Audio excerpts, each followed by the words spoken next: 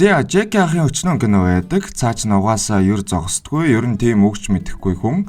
Ямар сайндаа одоо хүртэл акшн кино хийгээд явж байх уу? Би бол даал гараад ч яг тэгэхээс өмнө өнгөрөөд өгч магадгүй. За тэр жагаа сайхан дэлж өглөө. Тэр олон кино дундаас миний ойрд ерөөсөө үзээгүй нэг дуртай кино байдаг. Chinese Zodiac гэдэг юм да. Одоо албан ёсоор Бурхны дуулгын 3 дугаар анги гэж явдаг юм байна лээ. Өмнөх хөтөлгөн дээр нэг нь яриад өгсөн, дараа 2 дугаар ангийн буюу Гондор ажиллагааг яриад өгнө. Нэрэ манай суугийн үйл ажиллагааг дэмжин доношн хийх боломжтой өөрч тавина дөө. Кино эхлэхэд Оросын туршилтын бааз ч юм уу, лав ч юм уу газар нэг сайхан машин унсан ажуумаа 0 хайгаад ирж байгаагаар гардаг. Энэ их чиг одоноос хөөхнөөгээд явчи. Хөөхнөө цэргүүдийн нүдийг хариулж байгаа түлхүүрийг аваад нуучихнаа. Их чи суулт муулт бас л тэгээд яваад өглөө. Манай ах харин лабд явж байна шүү. Лабаас гарч явахдаа нэг нөхрийг мөргөөд хүмүүсийн анхаарлыг татчихдаг. Амар кул дөрвөн дугуйт шиг юм унтсан өөрөөсөө жижиг пуужин шиг зүйл гаргаад цонх хаглаад гарчхаж байна. Гарангуудаа цэргүүдийг өнгөрөөд машин даагуур орж нэг яваад сүлжиж бүр захаар нь яваад алж өгнө. Тэгж явсаар уулын зам руу орсон доор нь хамгаалт гарчсан бас араас нь машин ирж байна. Манай хүнч замаар гарч нуугдаад машин өнгөрөхөд доогуур нь ороод нуугдчихж байгаамаа. Хамгаалт ирэхэд гэнэт гарч ирж хамгаалагчдыг унгаа цаашаа уруудлаа. Араас нь дахиад хэдэн мотоциклтэй нөхдүүд ирж байна шүү. Нэгийг нь мотоноос нь унгаа зам дээр чирж авч яваад шаарсан талах шиг болгочихлоо. Гүйцэж ирсэн хоёртой хөөцөлдөж байгаад усны хоолоогоор F1-ийн машин шиг л юм шүү дээ.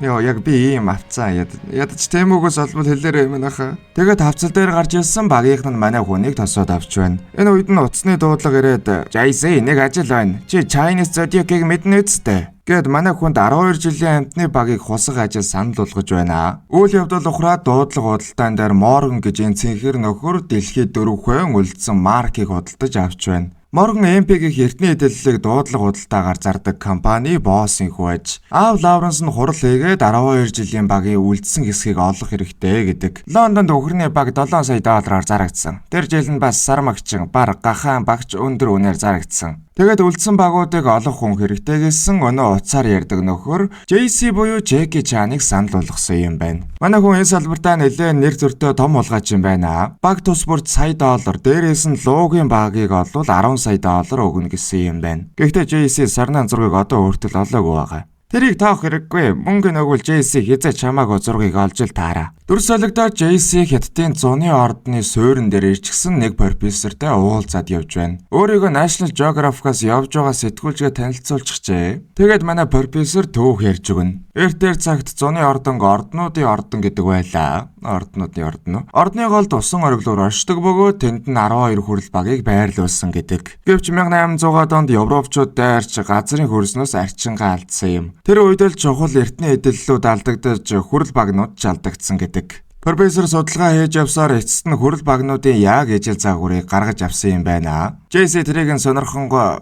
нийт 5 баг худалдаалагдсан. Үлдсэн нь яасан бол манай нэг сурагч Францаас 2-ыг нь олсон гэсэн. Би түүнийг тантай холбож өгч болох байх. Тэр 2 баг нь туулаа уулганы баг ажээ. Манай хүн нэмж багнуудыг үзэж болох хэсгийг асуугаад нэг бээлийн өмсөд байна. Тэгээд хөрөхгүй зүгээр мэдээллийг аваад цаашаа явуулаад байна. Цаана нь багийнх нь мэдээллийг ашиглаад шууд туулаа хулганы багийг гаргаад авчихдаг буюу юм. Ингээд JC-гийн багийнхан багны араас Франц руу явна. Тэгэхдээ өнөө дуураймлуудаа шалган дээр бүрдгүүлээд "Гүй чи ер нь еврогоор хоёуланг авч болно шүү хөө." Тэгээ тоглоом хийсэн шигэ хэлээр гарлаа. Рестер мэгцээ өнөө 2 багаа шууд Парисын туул гол руу хаяцгаж байна шүү. Жинхэнэ нь хулгаалангуудаа шалгангаар аваад гарах гэж байгаа бол тасана гэж Сабак. JC профессорын шав Коко гэдэг бүсгүүдээр очисон. Чамайг чи Мартин Шен гэсэн байхаа. Би судалж үзсэн. Мартин Шен хэдэн жилийн өмнө өгчхийг юм уу? Үгүй, би үеэл нэг юм. Намайг Мартин Шен гэдэг. Коко найзуудтайгаа эртний эдэллийг худалдаалж зарахыг эсэргүүцдэг юм байна. Нөгөө талаасаа эртний түүхэн эдэллүүдийг тухайн улс оронд нь буцааж өгөх ёстой гэж үздэг хүмүүс гэсэн үг. Тэгээд олсон мэдээллүүдээс нь үзэхэд Францын гүнд туулаа хулганы баг байгааг мэдсэн ажээ. Манай хүн хүний нүд хариулж байгаа зургийг дарах гэсэн камерын цэнэггүй байдаг боё юм. Тэгсэн гаднаас 2 нөхөр дуудлага худалдааг эсэргүүцэж яваад зодуулчихсан ирж байна. JC тэрийг нь ашиглаж хүмүүсийг сатаархаар нь цагаа гаргаад Кокогийн мэдээллийн самбарын зургийг дарчихлаа. Тэгээд тэрүүгээр нь багны талаарх мэдээлэлтэй портфолио гаргаад авчиж байна. Дараа нь JC-гийн багийн сахалт хөөхнөө 2 гүн дээр очиод багийг худалдаалгасан юм гээд портфолиогоо үлдээгээд явчихлаа шүү. Хашаан дотор нь манай хүн нууцаар нэвтэрчихсэн гүнг ажиглаад байж байна. Гүн манай хоёрын өгсөн портфолиог нэлээд нарийн үзэж байна шүү. OCD-тэй нөхөр бол л та. Тэгээд нэг юм гэрээсээ гарахт нь хөөхнөө сагалт хоёр хяналтын камерт нь нэвтрээд манай ах цаашаа харшлуун орвоо. Нэг нүдний шил зөөгөөд гүнгийн хурууны хийг дагаж явсаар байгаад сейфэн дээр нэрчгдэг. 3 хэсгээс бүрдсэн 46 үсгийн ээж бүрдэл байна. 8 компьютер 2 өдөр хэрэгтэй. Би номын сангийн дээр майхан барих заарсан. Гэ тоглоод байна. Гэтэл цэвэрлэгчд орж ирээд манай ах номын сангийн дээр нуугдчихлаа. Тэгэхдээ нүдний шилээрээ номын тавиурыг ажиглаад байна шүү. Тэгсэн гүн шиг нямбай OCD-тэй хүн номоо буруу байрлуулчихсан байна. Тэгээд нууц угаа сандаг аргыг нь олчихдог. Цэвэрлэгчд гарахаар нь шилээрээ бүртгэж байгаад хийгээд үтсэн нэрээ онгоож байна. Safe гэж хэлэхээс том юм байна шүү. Манай хүн хурууны хээгээрээ хөөсөөр байгаад туулай хулганы багийг олчихдог. Тэрүүгээр өөрөө мараад явж байсан намайг юу алсан гэж бодож байна. Сарнан зураг. Үгүй гэхдээ фараоны таяг, хатны сава, арабын зүрх, алтан бүрэгдийн хайрцаг гэд бас баахан алдагдсан үндэсний зүйл авчиж байна. Цаашаа явж байхдаа хаалга хальт онгоолгоод харсан намайг юу алсан гэж бодож байна. Хулгайлгыг үргэлж хүсдэг байсан тэр зүйл маань. Гэт өнөө байс хийгээд яриад байсан сарнан зургаа олчихлоо шүү. Манай хүн санал тавьж сайхан аваад жаазын дурсгал болгоод үлдээчихнэ. Камерыг хакердсан болохоор санаа зовх зүйлгүй явж байсан нэг шар нөхөр "Ой, чи хэм бэ?" гэсэн тэнд нь Кокос байж байна. Азар нүдний шилэн болж өгөхгүй JC-г харсангүй өнгөрлөө. За ингээд манайх нохоотой хамгаалагчдад хөөгдөж эхлэх бөгөөд харшаас гарч дээврээр дамжаад доошоо ядах юмгүй бууж байна. Ардаас нь нохоонууд хөөгөө төөрдөг байшин руу орж буу юм болоотголгүй яах вэ? Манай хүн зогтохтой өнрөө сарниулж явсаар байгаад салаа зам дээр ирсэн. Аавар бэвэр дуу маяа аавын ширээн доогор байсан шилдэ архи хин авч уусан бэ чи гэ замаа сонгоод яваад өглөө. Сагалт хөөргнөө хоёр харахгүй байгаа болохоор тусалж чадахгүй үзээд сууж байгаа юм. JC тэрүүгээр нэлээд зогцоор байгаад сүулдэ айлгах гэж нэг үзээд болохгүй болохоор нь авчидэд бүр загнаад явуулчихж байна. Ахад нохоо гарч ирэхээр нь зогтож байгаад шүхрээ дэлгээд тэр хүн газар нисэж яваад нэг юм гарах замаа оллоо. Гүнгийн хамгаалт харин тэрүүгээр JC-г хаагаад Коког явуулчихж байна. Коко гараад явж байсан цаанаас нь JC гарч ирээд яг таарчихлаа шүү. Эцэн хүн хаална гихчээр бүтэхгүй юмарж байгаад санаандгүй нэг бага өгөөд явуулчихдаг. Чи яваа онгоцсон дээр чинь олзъя гэд өөрөө зүхтаалаа. Энэ үеэр хоёр хамгаалагч юу олсон гараад Коког хамсаат нь байсан гэд ойлгочихдог. JC харин жолооч Симна дуудаж шууд Коког руу явж байна шүү. Онгоцсон дээр нь ирсэн багийг нь гаргачихсан манай хүнийг хулгаач гэдгийг нь ойлгодог. JC харин бодож байгаад би эртний хэдэллийг улсад нь буцааж өгдөг нийгэмлэг ерөнхийлөгч байгаа юм. Тэгээд багийг хятадын засгийн газарт өгнө гэд хэлчихлээ. Кого харин итгэчихлээ шүү. Гадаад игсэн гүнгийн хамгаалагчид ирж байгааг хараад Саймон араас нь явлаа. Тэгээд зодолтоод зарим нь ус руу унгаад алж өгнө. Энийг нэг юм хараад цагдаа юу хөөхэ? JC гадаа юу болж байгааг хараад нэг нөхрийг татаж унгаад Саймонтой хамт үзлээ. Нөхдүүдийг нэг зодохгүй мангастаад унгаж байсан цагдаа нар ирчихдэг. Цагдаа дээр өнөө хамгаалтын шар нөхөр манай гүнгийн хөрөнгө гэд хэрүүлээгээд сууж байна. Цагдаа нар харин шалгаж үзээд JC-гийн Францад ирэхдээ авчирсан эд зүйлдээ таарж байна гин. Өнөө хуурамч багуудаа Парис дээрээ шууд аялсан шүү дээ. Дээрээс нь хулгай гарах үед гүнгийн харшид байсан гүнгийн үеэлээс мэдүүлэг авчиж хадагта Катрин юу ч болоогүй гэж мэдүүлсэн. Би бас хяналтын камерыг шалгасан. Ингээд гарах гарцгүй боллоо. Тэгээд 2-7 хоногийн дараа бага ярьж аваарай гэд явуулна. Гарч явсан харин Катрин авхаа манай хэд дээр ирээд нэрийн хуудасаа өгөөд гэртээ ураад явж байна шүү. Катринос амар том арьстай байна. Даанч банкны барьцаанаас болоод харшийн доторх бүх зүйл банкны мэдэлд очсон гин. Гүй тэгсэн цонхны тавцсан дээр дахин баг зөв зүгээр байж байна шүү. Зүгээр ч яах вэ? Катрин ийм л учраас манай хэдийг гэртээ урьсааж. Тэгээд нэгэн төвөг ярьж өгнө. Манай хэлэн цэвэн 1800 онд аялалд гарсан юм.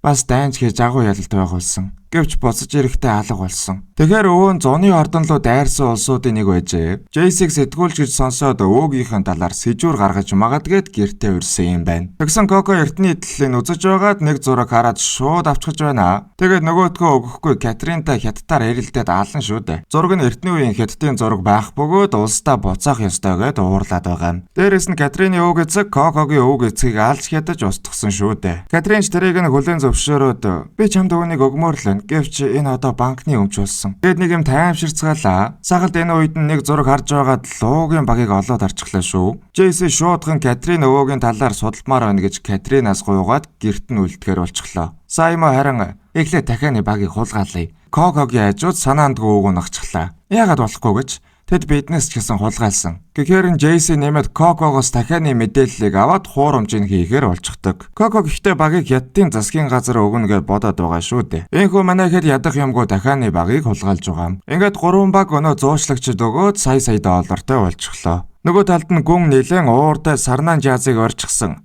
Сонс. Тэдний өөр юу авсан надаа хамаа алга. Гэхдээ энэ дотор байсан зураг ардаа хідэн тэг дагуулдаг юм идэхүү. Ингээд амар уурлаж байна шүү. Катрина дарин судалгаа хийж байгаад өвөөгийнхэн зурсан хатан дээр очиод үзлээ. Тэгээ тэндээсээ хөөж явсаар байгаад нэг арал дээр ирлээ. Тэгсэн өнөө 3 багийг дуудлага худалдаагаар зарсан Коко мэдчихжээ. Гүй наадвал ч хуурамч байх ёстой.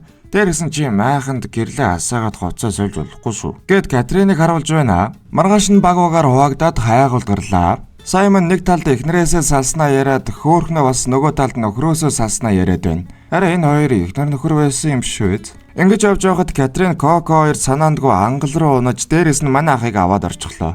Азар хатсан замгнаас зуурж байсан хөөг чи ягаан дотоож өмсд юм уу гэж хэлвэгүй юу дахиж унаад JC харин барьж аваад зогсоолоо. JC чиний гар хаана вэ? Чиний ягаанаг энэ доор байна. Гэгээгэн сонсоод тавьчих өөрөө тогтно гинэ. Тэгсэн хөөхөн царай гаргаад унаад өглгүй яах вэ? Азар гайгүй газардлаа гэсэн Коко шагаагаа моталцгаж. Цаанаас нь хөөхнөө бууж ирээд ямааны халуун дээрээ гихчээр Коког сатааруулж байгаа шагааг нь оруулчихдаг. Тэр аваар яваад удсан манайхэд Катрины өвөгийн хүлгийг олоод иржээ. Тэр байтугай өвөөгийнх нь бөгжөөр Катрины өвөөг олчихлоо.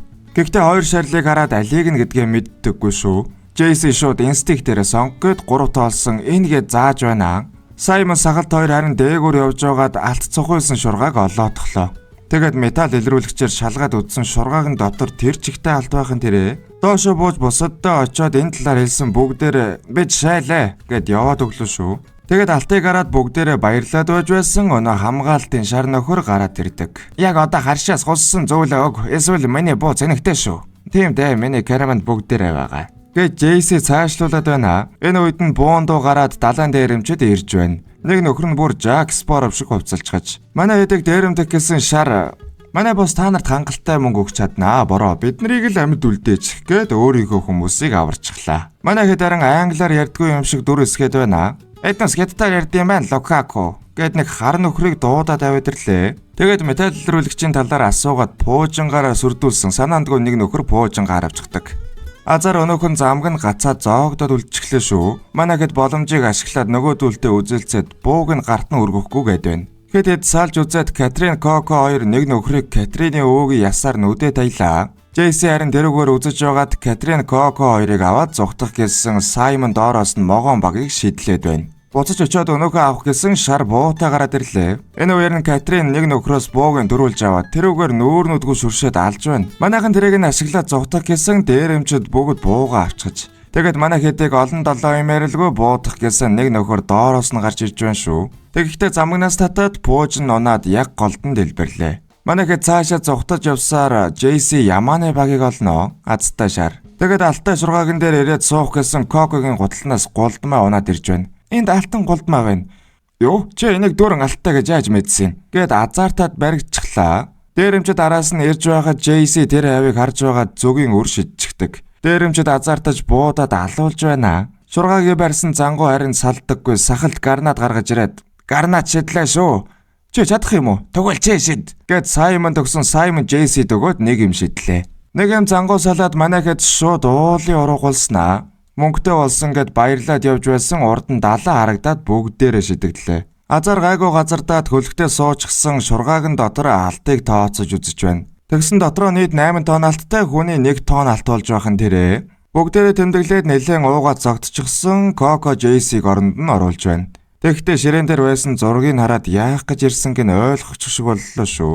Маргааш өглөө нь манай хүн шартчихсан нэг эмэгтэй рүү voice mail явуулж байна. Манай ах бас найз охинтой бололтой. Коко энэ үед нь ирээд маргалдаад алт болон хүрэл багнуудын төлөө ирсэн гэн мэдчихсэн байдаг. Сахалт яриаг нь булзааруулах гэж үзээд "Хөөх долфинууд. Тийм байна. Бас цэхэр алим. Бүр матар байна."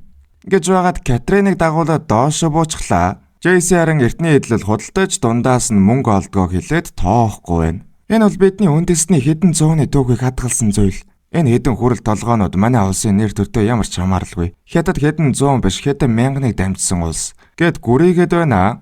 Гэтэл өнөө алттай шургааг нь эргээд хамаг алтан далаад живээд эхэлж. Манай хүн сэлж ороод харсан хоосон шургааг үлдсэн байхын тэрэ буцаж гарч ирээд шургаагаас сайн бэхлээгүйгээд нэгнээ буруутгаж байсан Коко гуталнаасаа унсан гулдмаагаа гаргаж ирээд та нарт алт хэрэгтэй бол энийг авцгаа гэд өгчвэн шүү. Джейси харин оноо авах гээд хэн нэг нь нэг удаа өөнийг гэрлүүг авч явах гэж үзсэн. Авсан ч үгүй ч алт дэлхий дээл үлдэнэ гэж шижигдэг. Коко харин цаашаа яваад өгсөний дараа хурдхан шиг координатыг тэмдэглээрэй. Ингээд аялал дуусаж манайхан салцгаалаа. Харин олсон могоо Яманы баг дуудлага худалдаагаар орсон эсэргүүцэлтэй тулаад зарагдсангүй. Кокогийн найзууд бас бусад хүмүүс эсэргүүцээд бүр олон улсаач дэмжиж өөр эртний эдлэлүүд ч зарагдсангүй. Энэ үед нь Кокогийн дүү бас хоёр өөр нөхөр нэг үйлдвэрийн зургийг дарж байгаад баригдчихдаг. Тэднийг яах вэ боосоо? Үйлдвэр тарьцгаа. Тэгэхээр MP-гийн үйлдвэрийн зургийг авч байгаад баригджээ. Энэ үед нь харин мэдээгээр хэдэн эртний үнэт эдлэлийн худалдаа сүүлийн үед асуудалтай байгаа ч MP Group логийн багийг дуудлага худалдаанд эх 7 хоногт оруулахар болсон байна. JC энийг нь сонсоод өнөө зуучлагч нөхөр MP-тэй нийлээд өөрийг нь хуурж байсан мэднэ. Яалтай нүлээгээд бага тараагаад Саймон нэг захаа хөөхнөд өгөрөөгээд явлаа. Дараа нь харин Коко уулзах гээд ирсэн байна шүү. Түүнд бас хоёр хүн алга болчихсон туслаач гэж гуйхаар иржээ. Давхар бас өнөө профессор багны мэдээллийг MP-д өгсөн гээд хэрэг дунчгаж. Тэгсэн цаанаас нь хөөхнөө бас уйлж гарч ирээд тэрүүгээр нэг уйлаа майлан болно. Манайх гахад өрөө рүүгөө орсон захаан дээр нь "Аава ээж та хоёр заавал салах ёстой юм уу?" гэд Саймон хөөхнөө хоёр охинтойгоо ахуулсан зураг гарч ирж байна. Тэгэр нэрэ хосууд байсан байх шүү дээ. JC харин Кокогийн дүүнрийг аврахаар болоод зуучлагчид сарнайн зураг байна гэд дуудчихдаг. Эренгүүд нь MP-гийн үйлдвэрийн байршлыг асуугаад нүдийн сохлоногээд сүрдүүлсэн. За би хэлээ. Би чамд хэлээ. Анхнаасаа би чамд худлаа хэлж байсан юм. Тэгэхээр нь дусаага тайсан. Сахартай ус биш. JC хөөхнөө хоёр MP-гийн үйлдвэр дээр очиод Морган сарнайн зургийг үзүүлнэ. Тэгсэн MP чинь дуудлага худалдаагаар оруулдаг ихэнх эртний эдлэлээ хуурамчаар дуурайлгаж хийгээд зарчдаг юм байна. Бүрийг эртний хэмэд толгойд заримдаа жинхэнтэй нь хольд солиод алдсан юм байна. Тэрийг нь хөөхнөд үзүүлээд явж байсан нэг нөхөр минь дүйдэж байна. Бас хулгайж бололтой. JC багам энэ салбарт их том нэртэй. Бид адилхан биш ээ. Чиний хийдэг замаар би юу ч хийдэггүй. Нилээн бохир тоглодог нөхөр бололтой шүү. Манай хүн нэмж өдөөд сүүлдээ хинэн буудэнд хүрээг нь ялагдсан тооцоод үзэхэр болчихлоо. Нилээн сайн үздэг нөхөр байна. JC ч мөчөөгөө өгөхгүй үзээд буудангаа солдуулах гээд байна. Тэгээд чахаж явсаар байгаа JC аваад ичглээ. Чи хожигдлоо гэсэн матраасан дээр суучихсан байж байна. Манай хүн харин нэг хуруугаа хөргөчгөж. Тэгээд үргэлжлүүлэх гэсэн Морган цаанаас ирээд болиулж байна шүү. Тэр үеэр нь хөөхнөө 3 хүнд хоол зөөж байгааг хараад Кокогийн дүүнэр хаана байгааг мэдчихлээ. Морган ч зургийг авахар болоод нэлийн өндөр мөнгө санал болгосон. Би чамд энэ удаа хямдрал үзүүлье. Харин тэр дээр нуугдсан 3 хүнийг өгчих. Ямар 3 хүн? Гэт манай хүнийг чаддгийн бол байгааг нь нотлоод авалдаа гэд байх шиг байна шүү. JC ч тийшээ явах гэсэн хамгаалагч дээрээд манай хүнийг хөөж тэрүүгээр нь зөндөө үзнэ. Эхлээд ямар ч гэсэн хамгаалагчдын нэг газар дөгжчихлээ. Тэгсэн Морганы хүмүүс нэмж орж ирээд бариад авваа. JC арийнхаа хайрцгийг нурааж бултаад дахиад нэгээр нь үзээд явлаа.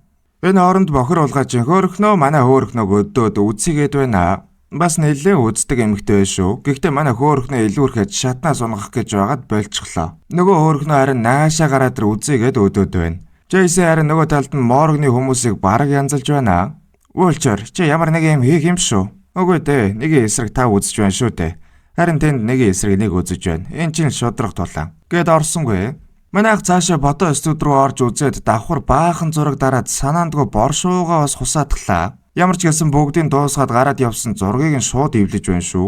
Дээшээ гарч явсан үйлдвэрийн том сав зодооноос суулж гэмтээ дэлбэрэх гэж байдаг. Хоёр хөөхнөө хоорондоо үзэж байгаад манай хөөхнүүдээр юм унах гэсэн хөөхнөө хоёр аварж байна. JC харин дээш гарч нэг юм Кокогийн дүүнрийг аварнаа. Үйлдвэр нь юучгүй олдлоо дэлбрээд гаднаас MP-гийн босс Лауренс орж иж байна. Аваа JC ингэсэн.